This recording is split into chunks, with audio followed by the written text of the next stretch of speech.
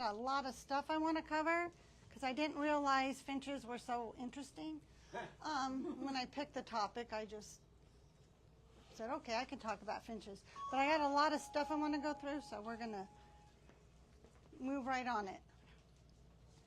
All right, so obviously the topic this morning is what's that bird, which is finches. And we have a pine grosbeak, a Lawrence's goldfish, and a evening grosbeak, and they're all in the finch family. And we're going to learn what that is. You're going to work arrow, arrow, arrow, arrow. There it is. Arrow. All right. So the finch family. So we're going to cover some Latin, some science, and some history today. So I hope you guys are ready for it. So the order, the songbird order is pastor. I don't know Latin, so that's for songbirds, okay? But that's the order. You guys can all help me say it. Okay, so in that order is 6,000 bird species, 140 families. The finch family is the Pharyngelidae, and that actually means in Latin to make a small noise or twitter, which kind of fits, right? There's 200 different species of true finches. We're going to cover what a true finch is, because some birds are called finch. You know, they have the finch in their name, but they're not a finch. They're posers. They're basically, yes, they were named before we actually knew what a finch was. And then, so of the true finches, there are 11 to 12 in Arizona. And the reason there's 11 to 12 is because I can't decide whether I should put one in the list or not. So, but I did, but it's because I can't decide whether it actually resides in Arizona or not. Take a vote. It's on the border, so. It counts then. It visits. It visits. All right. Oops, wrong, went further. Oh, no, we're right. All right. So right now, finches are having trouble. So of the 210 true finches, 42 species are in some sort of trouble. That's worldwide. 12 are critically endangered. 11 of the endangered are in the Hawaiian Islands, where those two birds are from. And 17 of the 18 finches that have gone extinct in the last few hundred years were also native to Hawaii. Reasons why these birds are having trouble is human habitat destruction, introduction of rats, pigs, invasive mammals, and mosquitoes. You know, we just need to do our homework before we think we can solve the problem better than nature can, right? Because we brought mosquitoes with ships a long, long time ago. They introduced mongooses to deal with rats, I believe, and snakes. Well, rats, actually, because rats are nocturnal, and mongooses are diurnal, which means, you know, they're not up at the same time, and mongooses eat baby birds and eggs. And not the rats. And not the rats. And then rats eat baby birds and eggs. So, and then pigs, well, they just eat anything they can find. So, you know, Hawaii has a whole bunch of issues. And then globally, cage bird industry was devastating to finch populations worldwide. And that was before 1918. Actually, it went into the 40s because it affected the house finch, and I'm going to get into that. Yeah, where we used to, yeah, anyway. The things, all right, is that the right one? Yes, all right. So the most famous finches actually are Darwin's finches, okay? And Charles Darwin, we all are familiar with the name. He traveled to the Galapagos Islands, and he was actually out on a ship. The travels were from 1831 to 1835. And he was seasick the whole time. So imagine being on that boat and being seasick the whole time. He wasn't a naturalist. He wasn't a scientist. When he started, he was a 22-year-old college graduate. He had a love for nature, but that was it. He had no other training. And he was actually on the ship to be a gentleman's companion to the captain. And they didn't get along. Yes, well, they didn't get along. The captain wanted a gentleman's companion because he was prone to depression. And Charles Darwin was also prone to depression. So obviously... And he had seasickness. Yes, so obviously they didn't get along. So any chance he could get off the boat, he got off the boat. And followed the naturalist who was actually attached to the HMS Beagle around. And it's not documented that he gleaned any information off, anything off of the naturalist. He just did his own thing. But he did document 14 to 18 different bird species, 14 of those species that most everyone can agree on. That's important because scientists, especially ornithologists, don't always agree. Okay, and that's going to come up again and again in our talk. 13 of these species are endemic to the Galapagos Islands, but they're not true finches. They're in the tanager family. And we can't actually blame Charles Darwin for that because when we get into the visual characteristics of what a true finch is, they do look like finches. But he didn't have the technology of DNA testing, which is what they do now, which is totally turning things on their head in the bird world. And he didn't have enough information to know which tail feathers to count or things like that. So, and he documented all of this stuff.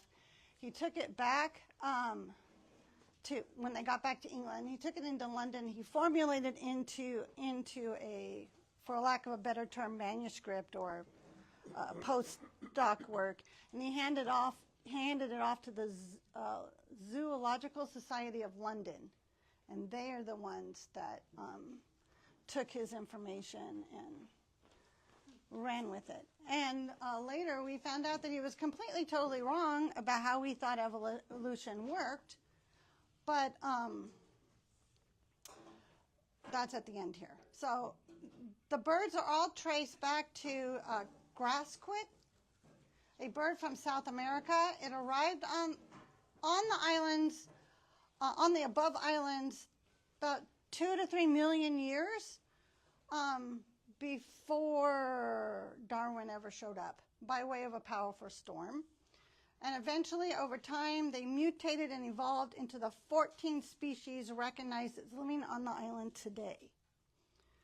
So basically, what Darwin thought he was putting together, his idea of evolution, that the bottom fell out of that.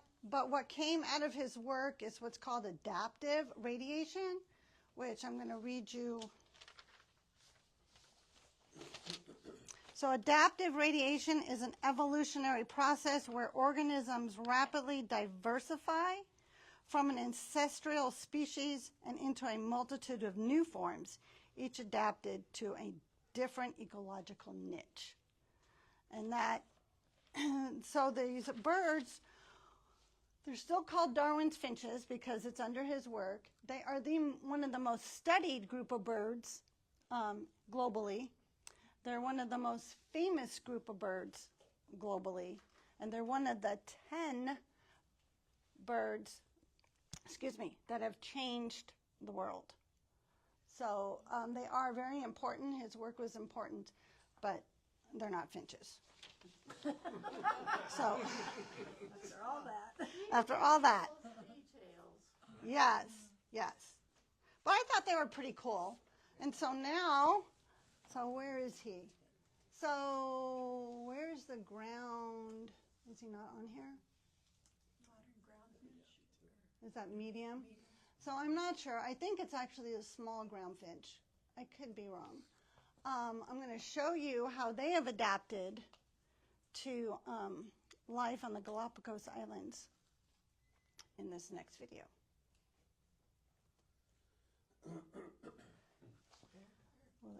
Okay, now, because it's YouTube, there's a commercial, just ignore it. It's very fast. If I can skip it, I will. At Living Spaces, we combine sophistication and function in designs that offer exceptional value, like the Sawyer nightstand for just $2.95. We work directly with trusted factory partners, so we can Sorry. ensure concepts come to life for less. Find your inspiration and save. Living Spaces.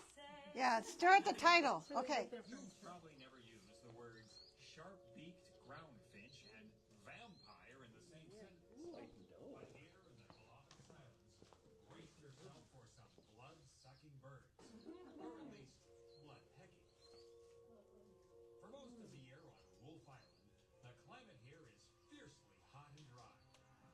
Finches would love to eat their favorite food, seeds, but the drought conditions just don't produce enough. So what happens, as you can see here, is that sharp-beaked ground finches like these pounce on the tail of a seabird, usually a booby like this one, and peck at the base of its wing feathers. One finch breaks the skin, and then a small crowd forms, and the finches lap up the blood. I hope everyone's had a good, stable breakfast, right? What's wrong? It tries to shoo the finches away. But a gruesome kind of artistry comes into play here. Now, watch this finch figure out exactly how much damage it can do to the booby without getting tossed off. The key is to cause just enough damage to keep the blood flowing without No, it's okay. so much pain the booby gets fed up and gives the finches the permanent heave-ho. This finch dances on that fine line like it's a high wire in a circus. If there's any good news from Wolf Island, it's this. The finches don't appear to do any long-term harm to the boobies. But man, annoying? Big time.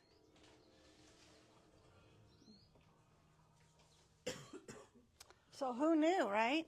Makes me grateful for mosquitoes. The- Mosquitoes transmit diseases. but they don't do any long-term damage to the birds, and scientists actually think it started with parasites. So they're finches in general. This should have been a clue because finches are seed eaters, strictly seed connoisseurs. I mean, these birds and tanagers are prone to insects. So these birds, they think, started by eating parasites and things off of the birds, but they were so good at it and they became so numerous that there are fewer parasites, and this is their way of adapting. So it's been going on long enough that it's not hurting the boobies, and it's been beneficial to the house finch because it has not the house finch, but the finch, which isn't a finch, but it's a finch. Because its beak has developed a sharp edge so that it can clip just at the right spot to cause just enough bleeding to satisfy its hunger, but not enough to cause the bird to bleed to death, which can happen with pin feathers and things like that. All right. No. I want you to go away. There we go. So the true characteristics of the characteristics of a true finch.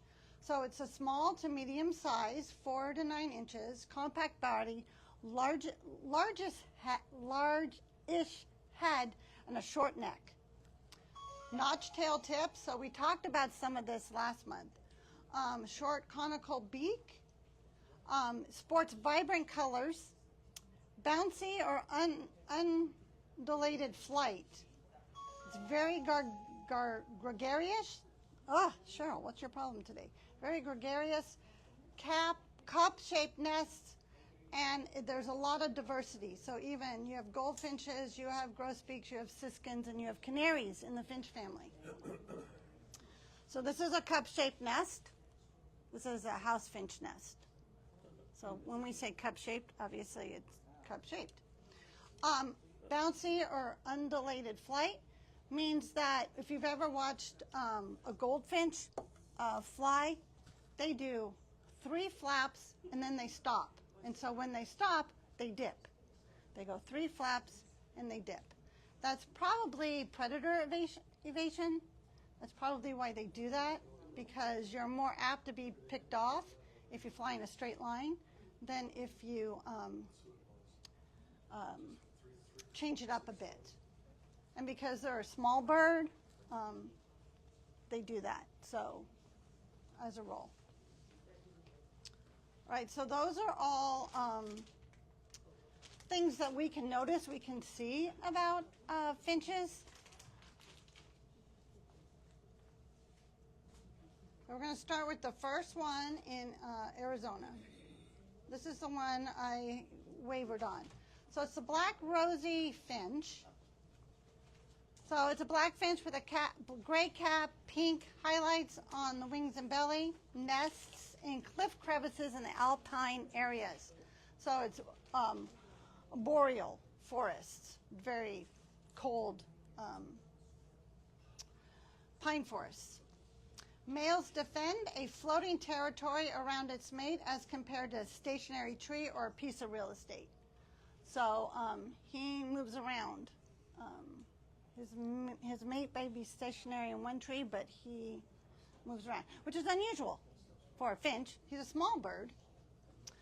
Special food pouch at the bottom of the mouth to store extra food, so he or she, him probably, travel further to find food for babies, so he can actually store food, and that is probably an adaptation to where he is.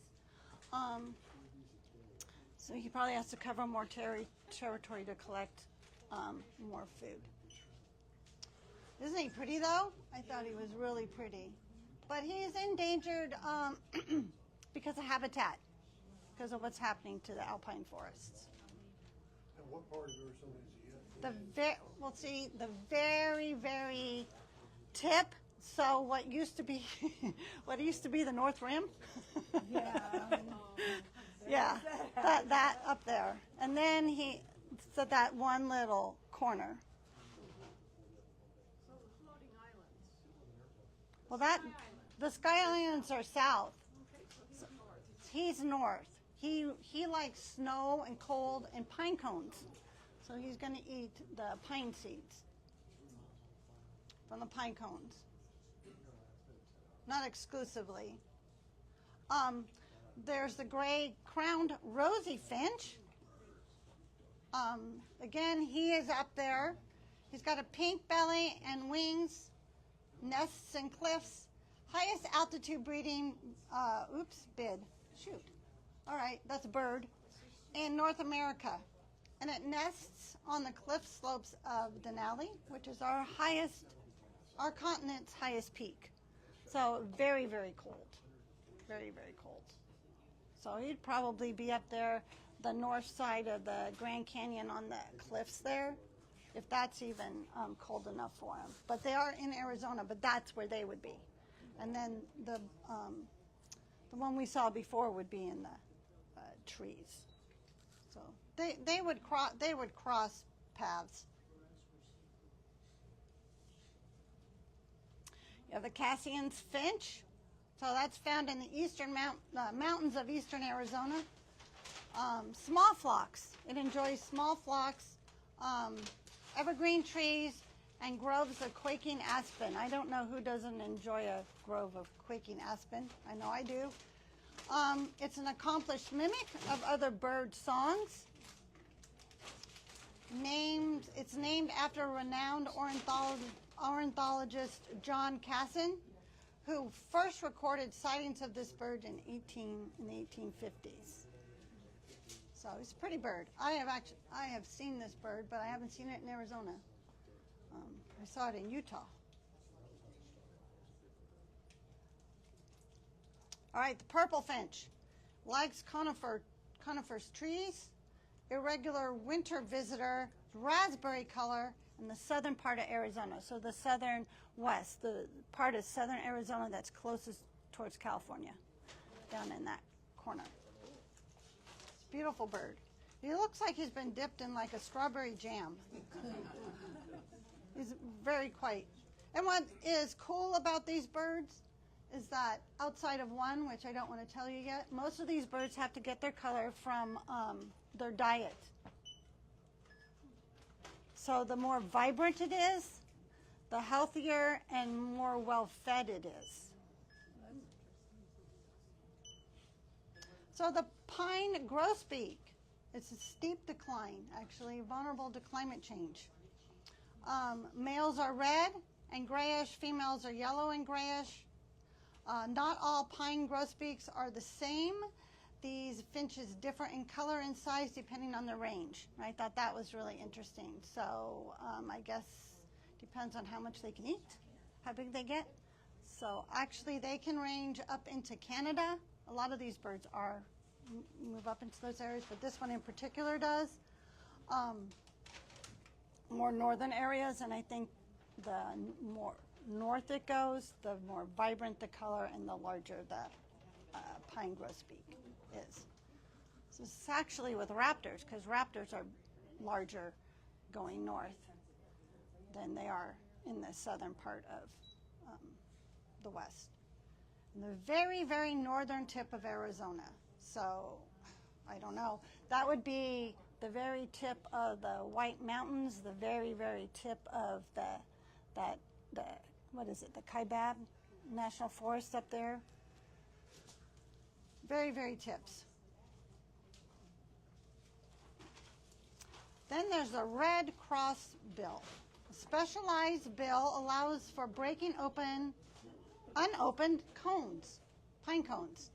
Forages on seeds in pine, hemlock, Douglas fir, and spruce. Will nest and raise babies if food is abundant in the winter. The eastern half of Arizona, the White Mountains. So they will nest when there's food. So it doesn't matter if there's a blizzard, but they've got enough food, they'll do it.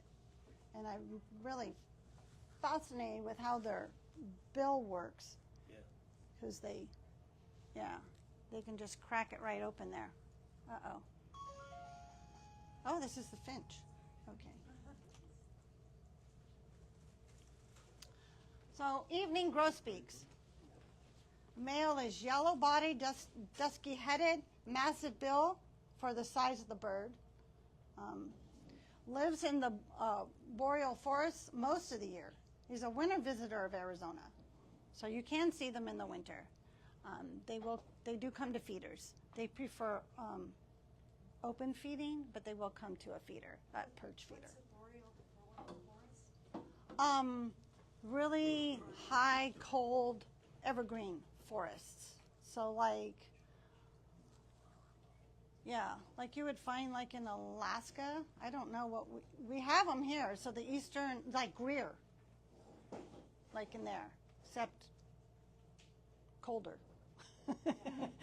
Arizona's not that cold. It's hard to describe it now because we're not normal. We're not normal what I think of normal. It's not typical anymore. Will you see one at a feeder down this far? We have. Around the Yes. central?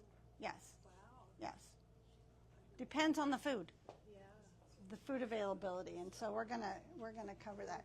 And also, if there's not enough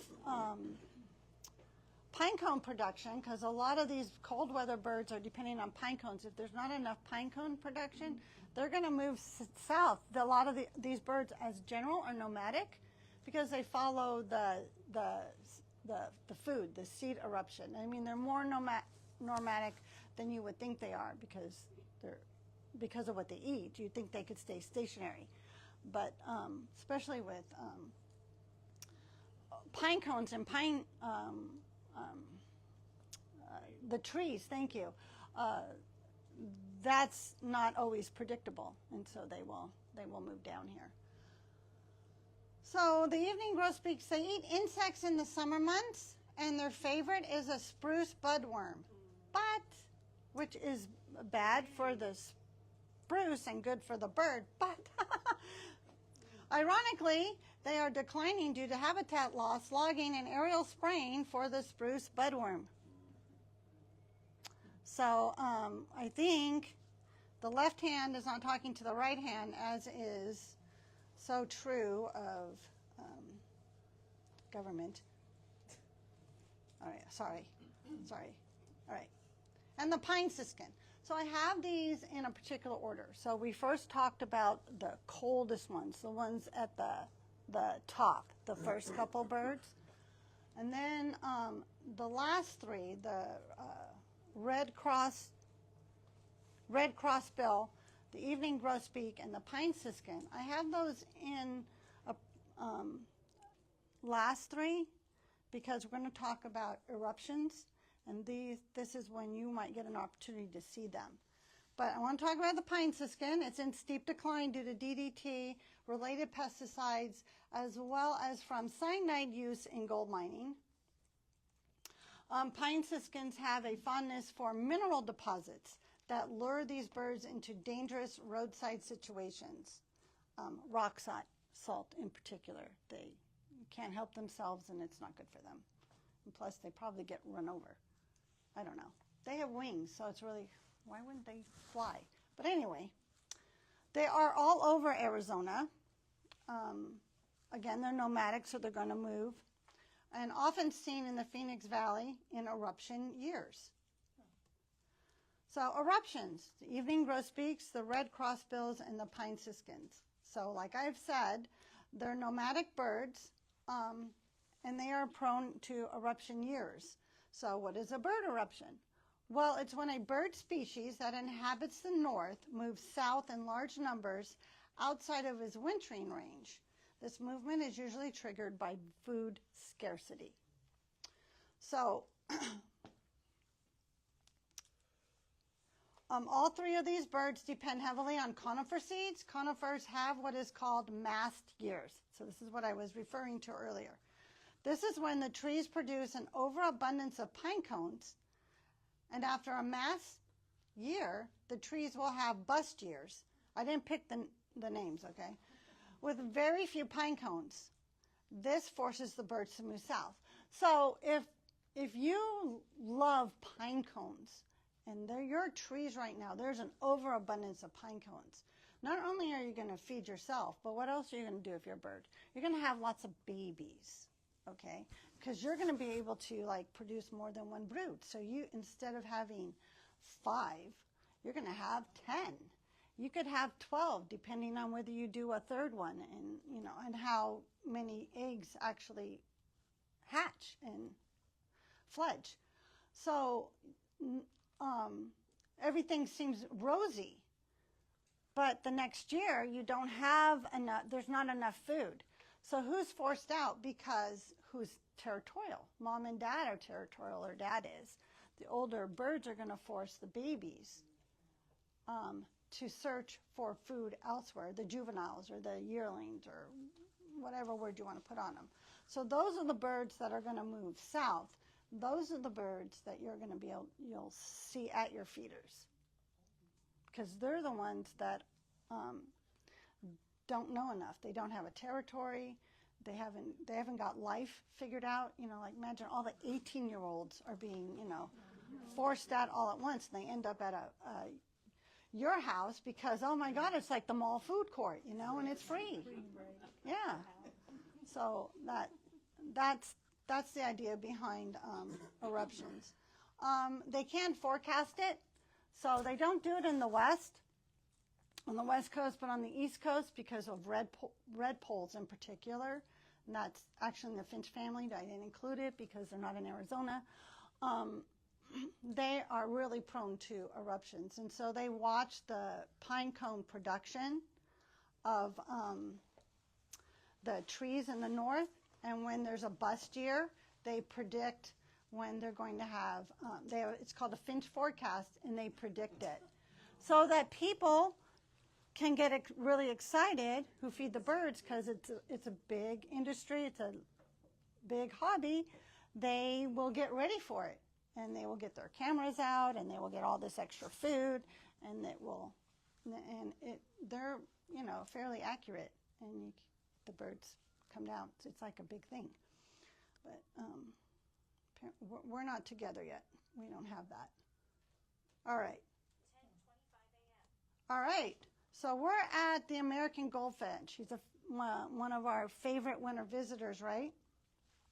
It's a brilliant yellow with shiny black and a bit of white.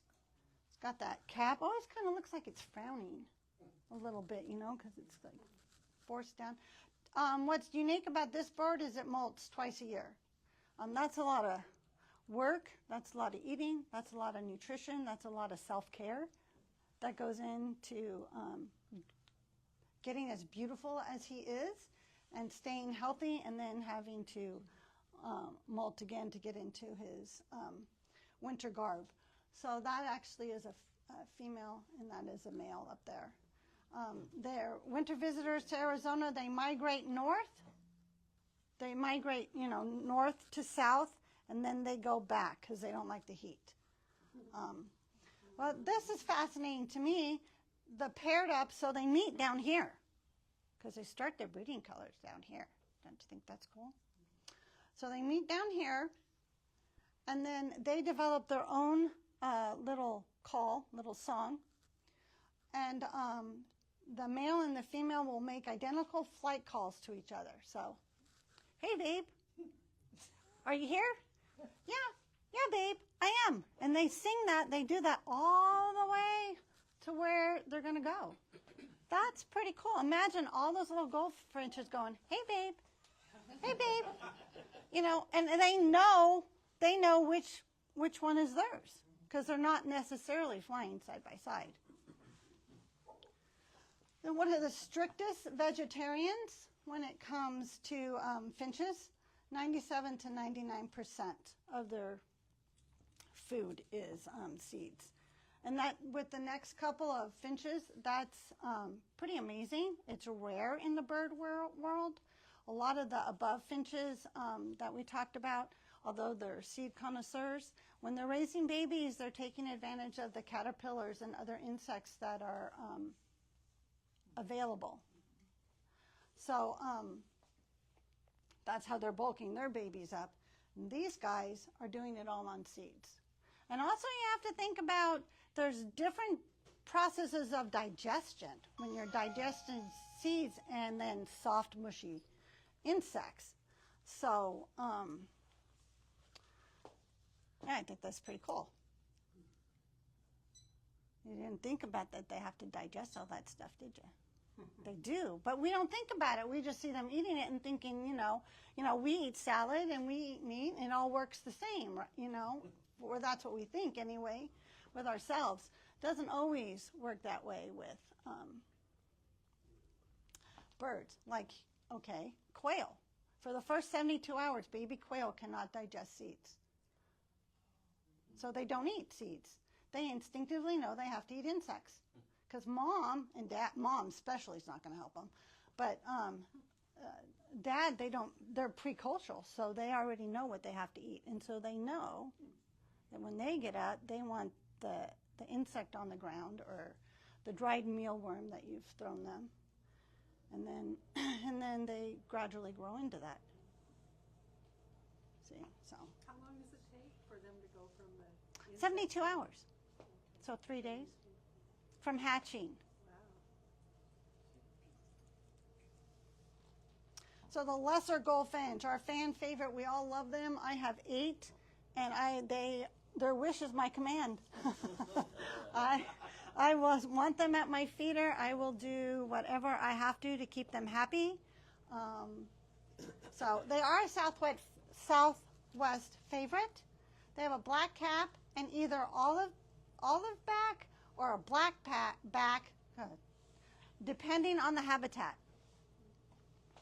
So they are in California, Southwest, and across New Mexico and Arizona, that sort of area. My understanding is that the Arizona ones, the ones that hang out here more, have the olive back. It has to do with camouflage. And then the ones that are more up into California have the black back. But try to say that fast 3 times. The black back ones can be seen here, may be seen here, but it's a rare. It likes open woodlands to scrubby deserts, likes to hang out with fellow goldfinches and siskins. So you can actually see lesser goldfinches in the winter with pine siskins if they happen to be down here. Because finches are very social. For its size, it's quite pushy. It can be a pushy bird. we don't think of it that way because it's actually the smallest. But it is a female. This is interesting too. The female, they pick the nesting site. Okay, she picks the site. She builds the nest herself. So she's like a complete home designer. She's in charge of it all. They lay a pale blue egg. Now, we don't get to really see their eggs very often. And it's an understudied bird. So their nest, they can nest either between 5 feet off the ground in a tree to 30 feet, depending on whether she wants the penthouse in the view or whether she wants to be more conveniently located, right? But it is an understudied bird. A lot of the birds in the Southwest are understudied. And so if anyone would like, I'm just putting it out there because no one's coming to study them. So if you have time on your hands and you want to do a bird journal, you have a particular bird you like to watch and you want to make notes, take notes, Cornell Labs is interested. They are interested in the information.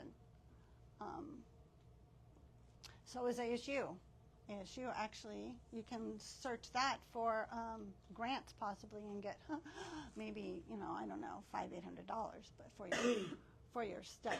You'd have to present it. But yeah, it's out there. These birds are not studied. We don't know what's happening really with them. Their environment is changing fast. How are they adapting? Climate conditions, it affects them. And they live so closely with us, a lot of these birds, especially in our backyards, that they could be an indication to what is to come for us. So anyway, it's something I've toyed with, so if I ever slow down long enough, yes, I think I might take it up on that. Yes. It's on my list, but my list is getting shorter. But many, in particular in the 1800s, a lot of women who were out on the prairies, stuck out there, late 1800s, early 1900s, stuck at home with kids, trapped in the kitchen, and they're really smart, and they're interested in that stuff. There has been a lot of documented science from women just anecdotally, their observations, just writing it out. They don't have degrees or anything like that, but every day they've been writing about the birds they've seen and or one particular bird they've seen, and it has gone into research and history and, yeah, especially the little grass plain sparrows and things like that. They've done some amazing work. All right, that's my pitch. We're going to go to the Lawrence's goldfinch. So Lawrence's goldfinch is endangered. It's the only one that it's the most endangered finch that we have in Arizona. So it's considered one of the most attractive American songbirds. It's soft gray overall, set off by a black face. I think he's really cute, with a lemon yellow throughout, slightly larger than the lesser goldfinch. So the lemon yellow feathers become brighter during breeding season as they wear, shedding their brownish color and exposing yellow parts of the feather beneath. Doesn't that just make your mouth drop open? Like, wow. So it doesn't have to molt. It's feathers. The feathers are already there. It just has to, the color just has to wear off. Like those, those coloring things with the rainbows and the, what are those called? And velvet, that you scratch. Yeah. Yeah, you scratch off. No other goldfinch acquired breeding plumage this way. All right. I want you to hear it, so I got to click this button.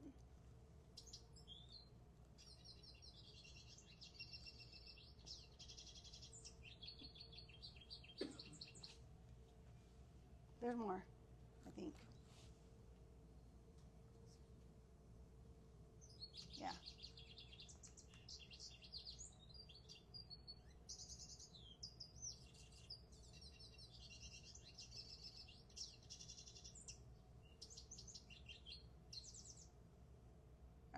So that is the male, Lawrence's goldfinch, and that is the female right there.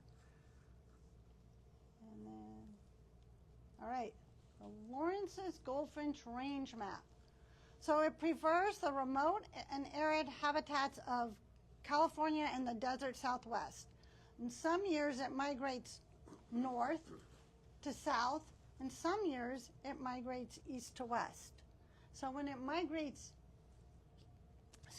east, remember that's probably based on food scarcity, and it's not a real big fan of fire or drought, so it's going to move within its small range that it has to avoid that.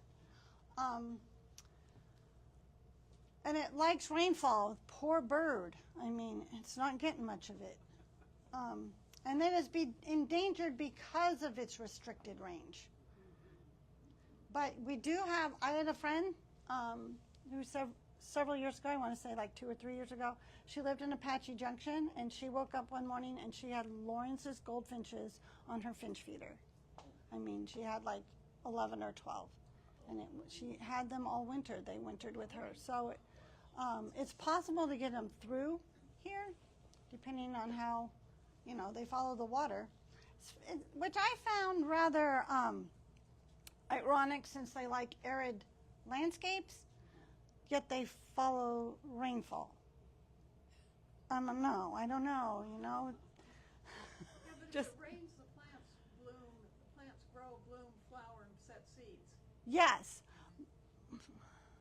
But if you really like rainfall, why hang out in an arid area? I don't know. Maybe they don't like a lot of it.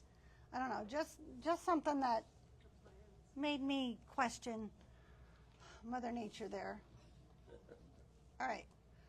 So I saved the best for last because I think this is a really cool bird and it's overlooked, and it is studied a lot though.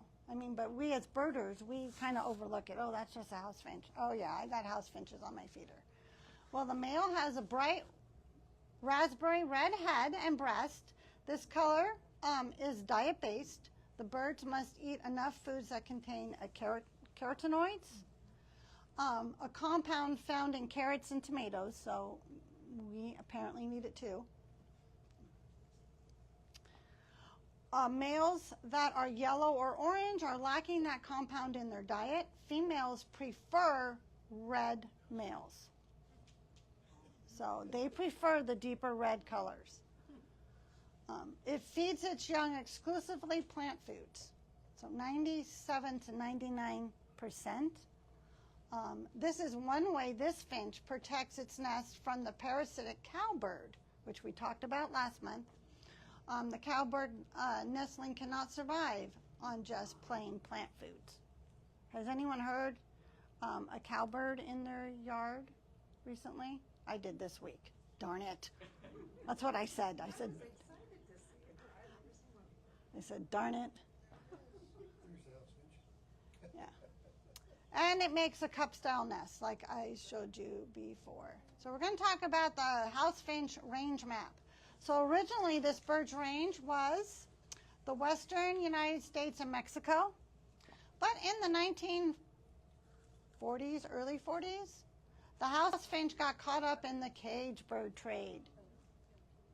It got plucked out of the wild by some brilliant sales marketing dude and moved to Long Island, New York.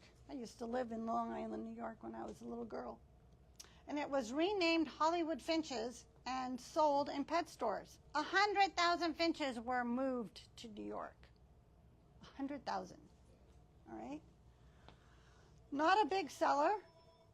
The birds weren't. Illegally obtained, and the law was on their tail.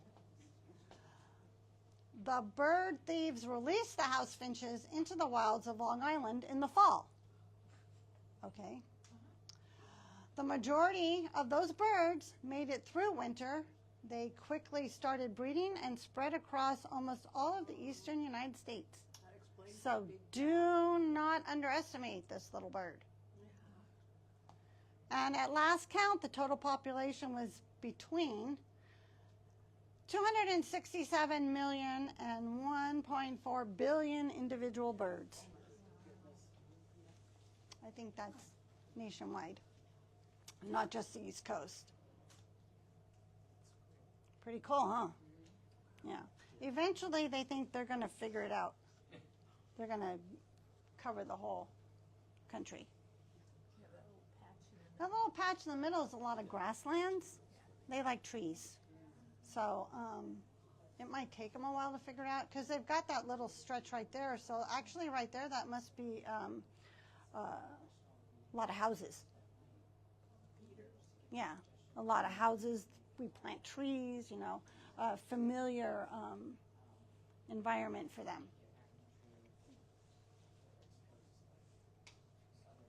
All right. So you knew I was going to get here, right? Finch food and finch feeders. I got stuff. So Niger, which is not a thistle seed, so a goldfinch's favorite. They'll eat oil, sunflower seeds in a shell or out of a shell. They'll eat out of the shell sunflower seeds faster, obviously. So if you want to slow them down, put the shell around it. It's really cool what they do, though. They use the mandibles of their conical beak to crush the shell, break it, and then they use their tongue to flip the seed out, and they drop the shell. The shell comes out of their sides of their mouth. I thought that was really cool. They do eat millet. I was surprised about that, but they will eat white millet. Diced peanuts, safflower. Because they have such a strong bill, they can break the shell of the safflower. It's a deterrent to a lot of birds that have weak bills, but it's not a deterrent to the finches. They like fruit. Papaya and orange. Orange half is something you can put out there. Lesser goldfinches prefer Niger mesh feeders. No other finch has shown a preference to feeder or seed. The reason they prefer a mesh is because, where's my photo?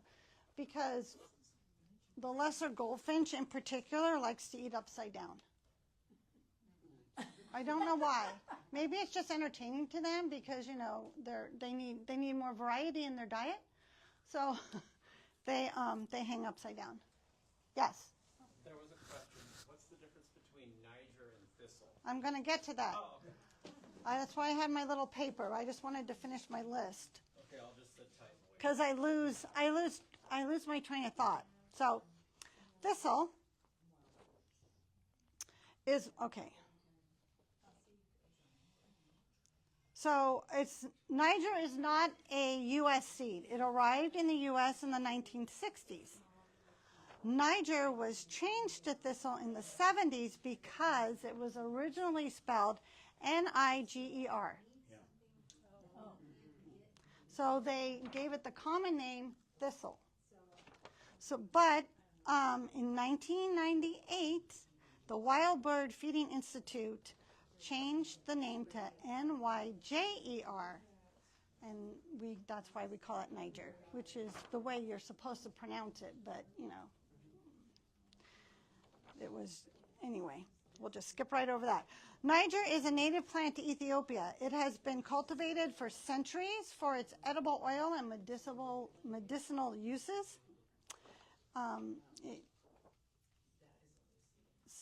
It gained popularity because of its high oil/fat content for finches, which is 30 to 40% greater than any other seed that can get out there. So Niger actually has a black shell, and there's a white seed inside. Yes. So it's not a thistle because thistle in North America is a prickly, noxious weed, which bees like, but birds don't particularly like.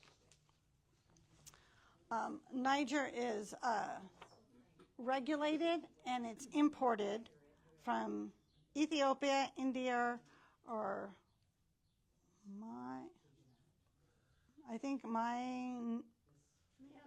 Myanmar, thank you, globally. So before it comes into the United States, it has to be sterilized so that it won't sprout, and the seed doesn't bring any invasive insects. So it's sterilized and treated with, and that process actually gives it a nice taste to the seed. So the goldfinches, especially the lesser goldfinches, can be really accustomed to that finely toasted seed. The shell, because you don't really think about the shell having a taste, but to this bird it does. And they really like it. So they don't eat the shell, but it's nice to have in your mouth something that tastes good while you're getting the really good thing. So all of this actually affects the price of the Niger too. So that's why it's a more expensive seed. And I also want to make you aware that when you're in a bigger box store and they have wild bird seed and that says thistle on there, you have to question whether it's saying why it's got. Are they just using the common name and it's Niger, or are they using a thistle seed? And I guess you would find out if you bought it and it was on the ground, because the birds aren't going to eat it because it's not going to taste good. It's not something that they want.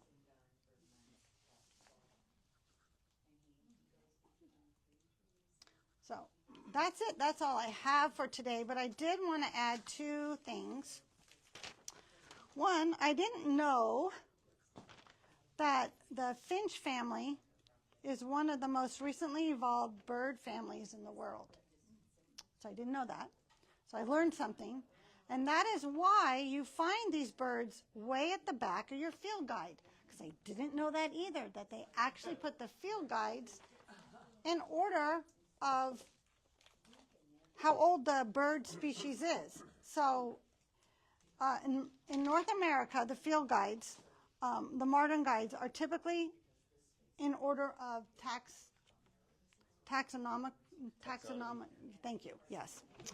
Oh my God, I'm having trouble today. So more ancient primitive bird groups are in the front, and more recently evolved groups are toward the back of the book.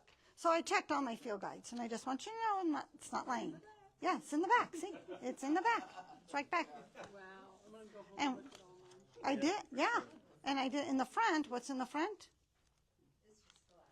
I didn't never really thought about why they did it. Are ducks, waterfowl. So that is just like, I thought that was really cool. Didn't know. And the other thing I wanted to show everybody is that if you want to plant a native plant that goldfinches, especially lesser ones, oh shoot, come on phone, really like, it's blanket flower. It's gonna make it. Giardia, yeah. Okay. It's gotta be. Okay, yeah, that yellow stuff. So they don't eat the flower, so it's really pretty. This is in my yard. It's really, really pretty. But what they don't bother this here. What happens is that when that goes to seed, it gets these little white seed balls. And they love them. So just when you think, oh, I got to pull it all out, Leave it. 'Cause Leave it. I have one that just grew on its own and it's full of birds. yeah, that's what I just planted one pot. One pot, okay? And now I have it all over my yard because they have planted it. Yeah. It's called blanket flower. You can call it Indian firewheel, Indian blanket flower.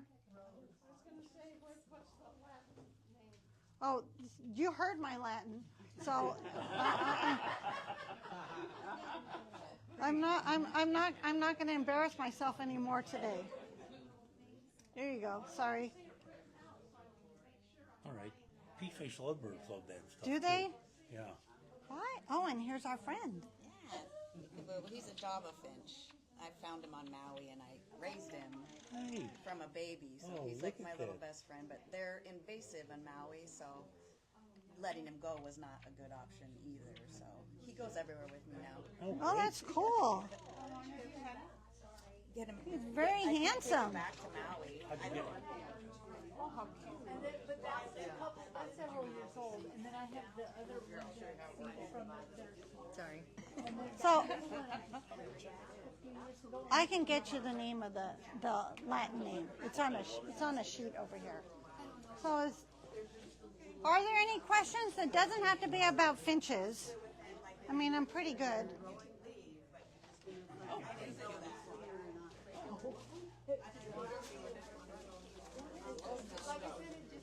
So in your sample bags, I also put a list of wildlife rehabbers because we've gotten a lot of calls about baby birds. We've actually had baby birds brought in here. We can't take them. It's illegal because we're not licensed to handle wildlife as much as I would like to. There was wildlife in here? No, I wish. No, there's a list of rehabbers.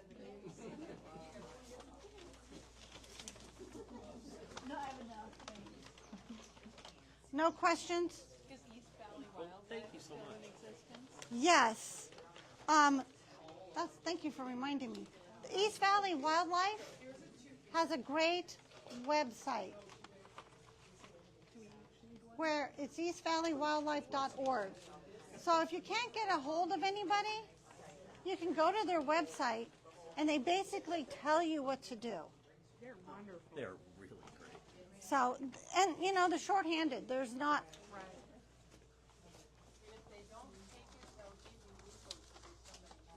Right, right. Yes. So they,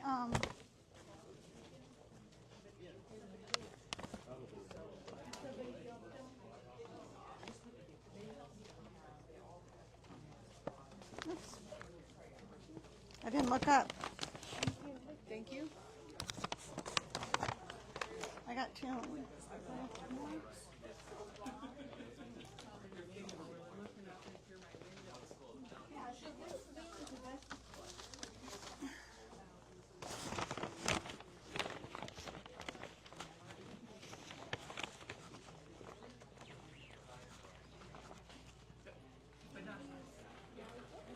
Here you go, sir.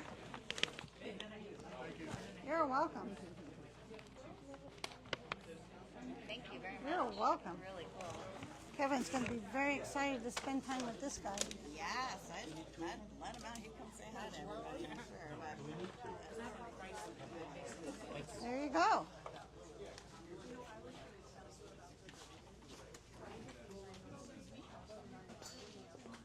Well, there'll be more classes coming up. Yes, next month we're doing migratory birds, and we're going to concentrate on migratory.